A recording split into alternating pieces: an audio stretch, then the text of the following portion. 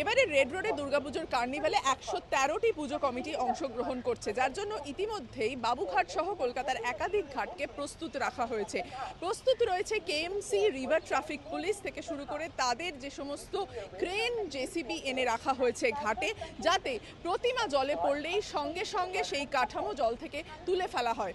অন্যদিকে একদিকে যখন কার্নিভাল চলছে, অন্যদিকে আকাশের মুখ ভার। ইতিমধ্যেই আলিপুর আবহাওয়া দপ্তর থেকে জানানো হয়েছে হলুদ সতর্কতা রয়েছে কলকাতা, হাওড়া সহ বেশ কয়েকটি জেলায়।